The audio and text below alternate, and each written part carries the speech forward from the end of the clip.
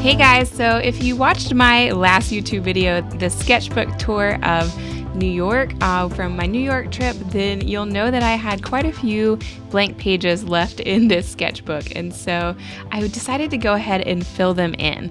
I went to New York back in 2006, and it was my very first trip to New York ever. I was in college, and it was an art trip to New York to go to all the art museums there, such as the Met, the MoMA, the Guggenheim, all the famous museums there. And I literally thought that this was my only chance to see these masterpieces, these super famous artworks. And I thought, oh my God, I need to draw everything. And, we were encouraged, of course, to draw in the museum and kind of have this whole sketchbook project and record, everything that we could. And this was the way artists, of course, used to work before photography existed, before we had the internet and references. They had to kind of sketch things. And so, I thought that was my only chance to get to see these masterpieces in person. And so, of course, I didn't have time to really sit down and sketch everything I was seeing as we were walking through the museum, because that would take weeks. But so what I did instead is I collected a lot of postcards, as you'll see here. And my plan was to go back and fill in and sketch from the postcard reference in the sketchbook. And of course, that never happened. And so here I am 14 years later showing you guys this sketchbook in my last YouTube video. And I didn't know if I should just leave this as a time capsule since it's been 14 years. But at the same time, I thought, well, why not just go back and fill in the sketchbook as I originally intended to? It's kind of weird to go back and, have a sketchbook that has a 14-year lapse. And if you guys are younger and watching this, you'll probably think, that could never happen to me, because that's what I used to think too. And then life just gets in the way, and you're working and paying bills and dating and just living your life, and it gets really busy. You'll probably have a million weddings and baby showers and things like that to go to. And so, I never got around to sketching in these postcard references. So now I'm finally doing it, and I'm really excited to do it. And I'm curious to see if you guys think that it's important to kind of study the quote unquote masters of history, or if you think it's kind of silly to do that, Of course, this isn't my regular style. This is a Hogarth piece of Miss Mary Edwards, and I saw this piece at the Frick Museum back in 2006. And Hogarth painted this sometime between 1697 and 1764. According to my notes, she was an independent woman with a fortune. She had many suitors and married the wrong man and started spending all of her money to get her fortune back. She destroyed their marriage papers and claimed her pregnancy was a bastard child, and it worked. So, all right, good for you, Miss Mary Edwards. But yeah, I'm just doing this little study in acrylic gouache on this mixed media paper that is this kind of red paper that's, I believe, good for wet or dry mediums. And I was surprised at how easily the acrylic gouache kind of painted on this paper. When I've tried it on regular watercolor paper, the watercolor paper really soaks up the water really, really fast and all, any kind of moisture. And so the acrylic gouache, kind of feels laborious to try to paint on just straight watercolor paper. But this paper actually went on pretty smooth, and I felt like it was not too hard and very easy to do in a sketchbook. And I really like the acrylic gouache because you can paint in layers. So you'll see here I'm kind of filling in this sort of grayer area of the dog's fur, and I'm going to go back on top of it and kind of do the highlights on top. So and now you'll see me kind of doing some highlights around the dog's face and now in the fur. And so that's one of the reasons I just love working with acrylic gouache, because it is so easy to just layer on, and that's kind of how my brain works, especially from years of working in Photoshop and Illustrator. And even before that, when I was a fine art major in college, I did a lot of oil painting, so I could still work in layers when I was doing oil painting. And then, of course, in the programs like Adobe Illustrator or Photoshop, you're always working in layers and kind of building that. So That's kind of the way my brain attacks or goes about a sketch like this.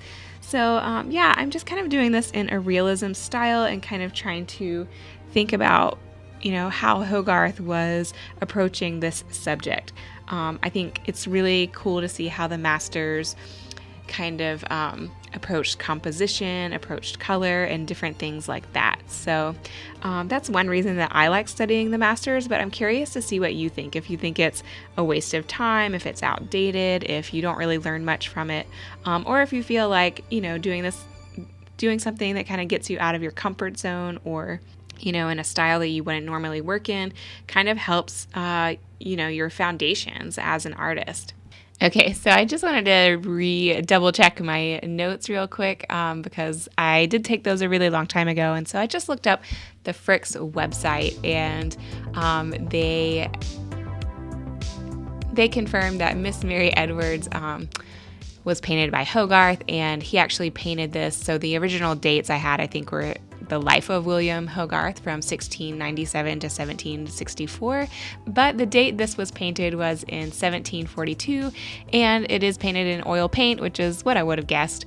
But yeah, the commentary says on the Frick's website, so I want to give credit to them, is Mary Edwards, who was born in 1705 through 43, so she was actually kind of young when she died, was one of the richest women of her time.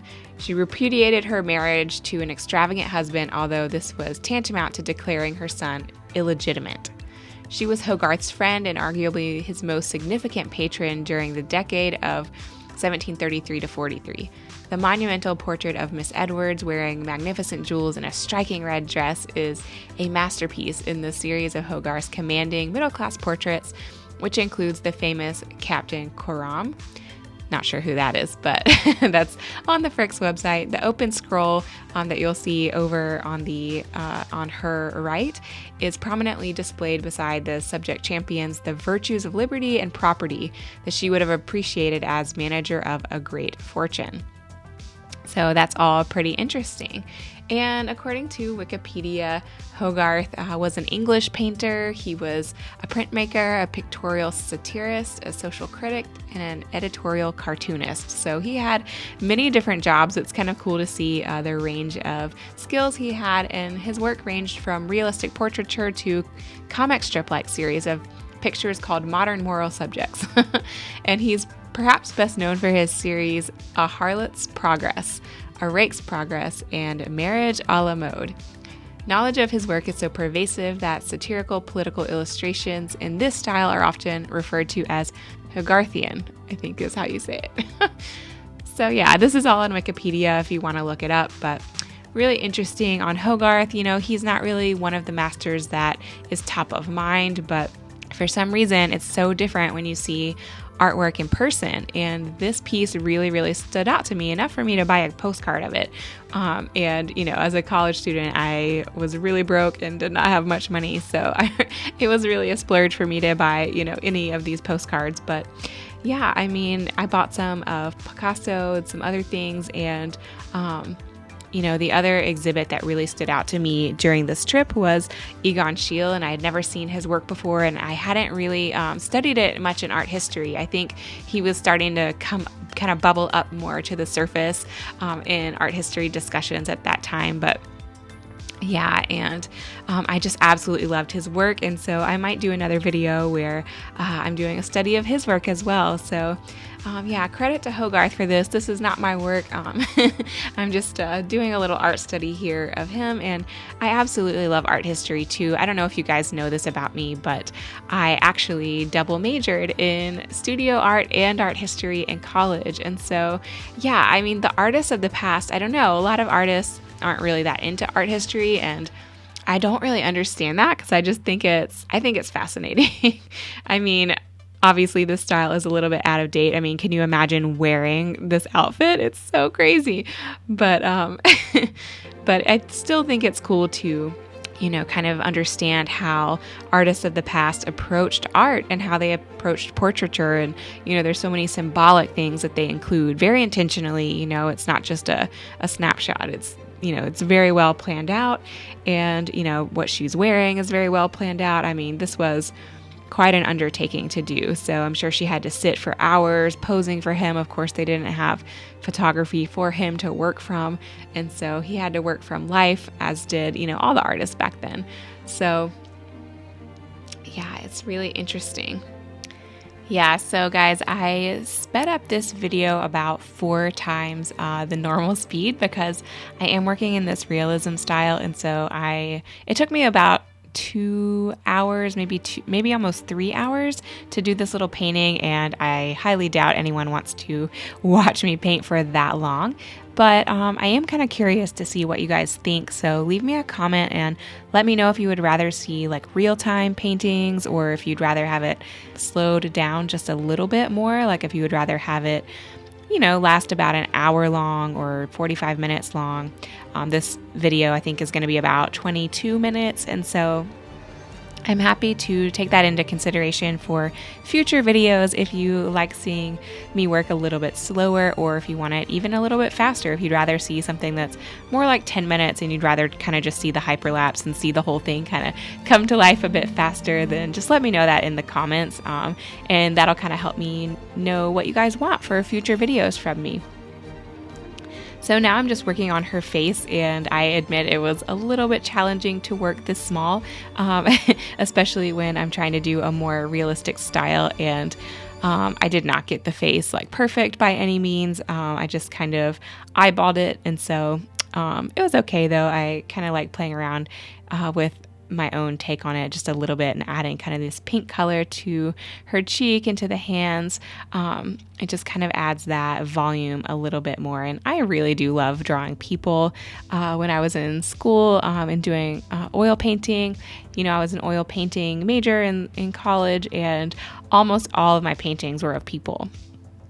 So now at this point in my life, I am trying to get better at landscapes and drawing botanicals and florals and things like that, especially since I am a surface pattern designer and textile designer. But I really do love doing people and portraits as well. It's just really fun for me and kind of what I naturally gravitate towards. But you don't see a lot of people in patterns. So unfortunately, I am not drawing a lot of people in my pattern work. But yeah. This was really fun to do as a study, and I really want to do more studies. Like I would love to do a whole project, like a whole series of, just studies from some of my absolute favorite artists from art history. And of course, these were specific to my New York trip. And so again, like Hogarth would not have been top of mind if I was going to do like a top 10 or even like a top 30 of my favorite artists. I don't think Hogarth would have come to mind. But I'm really glad that I kept this postcard and kept this sketchbook, and I'm going back to it because, hey, better late than never, right? So yeah, it's kind of interesting that this is happening at all. And I'm going to go ahead and, kind of do this first little layer of white gouache around her puffy sleeves.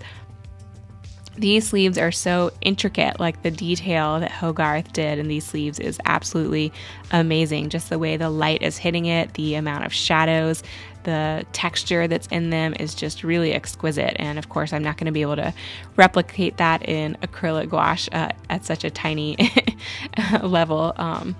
I feel like you have to paint really, really, really big to get that level of detail, or at least I do. I don't know. I don't wear glasses or anything, but I don't think I can actually see that good, and I don't think my brushes are small enough to, get that level of detail.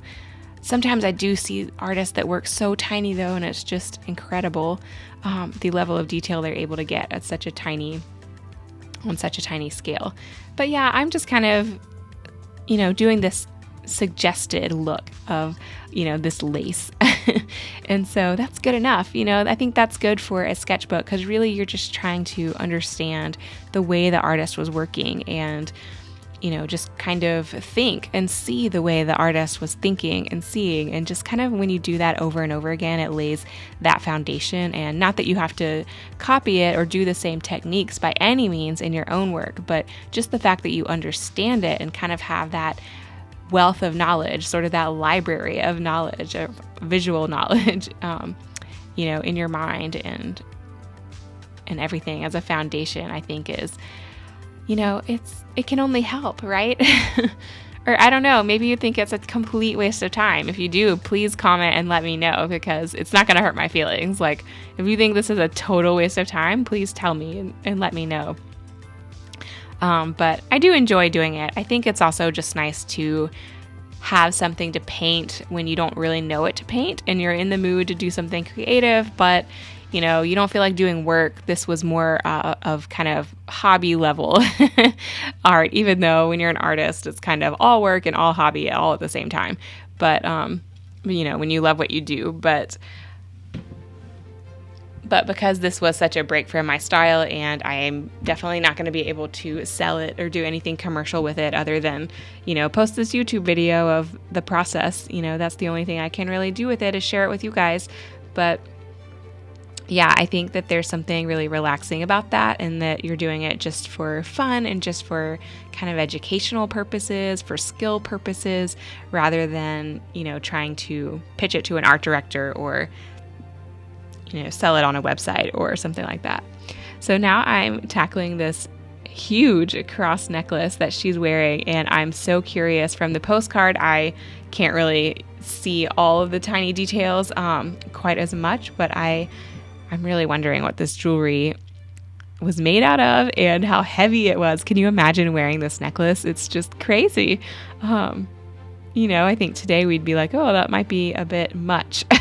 But she was proud and, proud to show her wealth. And it's kind of amazing, too, to kind of read her story, because I would have thought, as a woman in the 1700s, that she wouldn't have had that much autonomy over her wealth, and that she wouldn't have been able to, I don't know if she actually got divorced. It doesn't really say, but it sounds like she did not enjoy her husband, and so she kind of got rid of him. And yeah, I'm just surprised that back then that she would have been able to have that much power. And maybe it is because of her wealth that she had that much power, but why didn't the wealth go to her husband? It just seems like, not that it should, but, back then, that's what I would have probably thought. So yeah, I don't know. I wish I could read a little bit more about her life. And I haven't really dug any deeper into it. I just kind of read what was on the Frick's Museum website. But yeah, interesting woman. Definitely an interesting woman.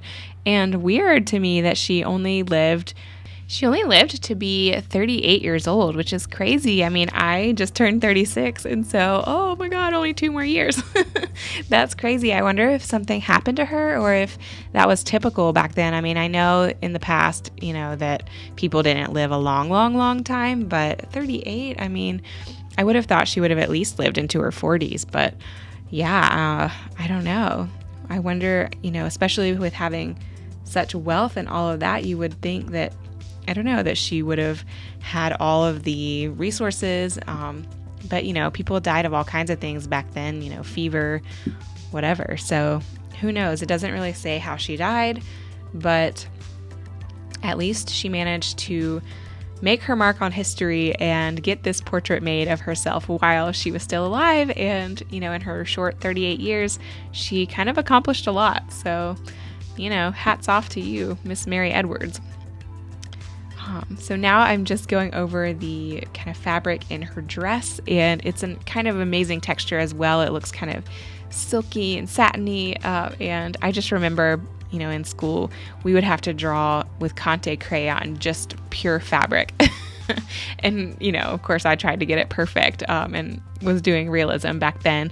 But it was kind of relaxing to do just these layers of fabric and just to kind of watch the way the light washed over the fabric, and sort of, sometimes there were, sharp contrasts and sharp shadows, and other times it kind of just melted across the fabric and kind of, in these soft gradients from light to dark, and whatnot. But, the way the light hits, especially a shiny texture, is really interesting. So I'm just kind of going over here with this sort of light umber color, and then I'm coming back on with the red to kind of bring back out some of those highlights. And you know, the paper, the red paper, is just serving as a really nice mid-tone. And so it's cool to be able to work on a colored paper like this because you can kind of use it as a nice mid-tone and kind of go either hotter or cooler or lighter or darker, and just sort of use that as sort of your base reference. And so, yeah, I'm really enjoying just painting this fabric here, and I feel like maybe that shadow on the left got a little too heavy or a little too dark, but you know, that's where you just want to take a pause and kind of just look and really study the fabric and see what are the kind of subtleties in the fabric, and see how it kind of washes over. You can see too kind of how her knees come out right there, and then her calves kind of go back, you know, back under the chair, I'm assuming. We can't really tell because of her dress, but that's sort of the way the shadows are forming, and they kind of go together in sort of this V shape. And I'm just going to fill back in the details in the back and make sure that that is really, really dark. The you know, the light is all highlighting her, and you know, we have just a few of these probably pretty symbolic elements in the painting, the globe and the tassels and all of that. And so I'm just going to finish up some of these little details and highlights and make sure we're getting it right.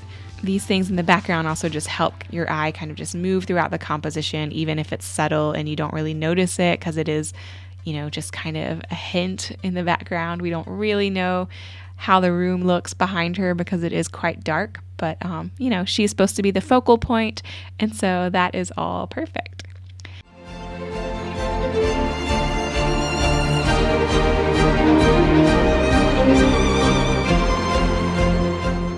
Guys, if you like this video, make sure to hit that subscribe button and click the little bell to get notified for every time I come out with a new video. Your comments mean the world to me, so again, let me know if you want to see more videos like this from me, and if you think that it's important to study the masters or not, or if you think it's a complete waste of time. I'd love to hear from you. Okay guys, I'll see you in the next video. Have a wonderful, wonderful day. Love you. Bye.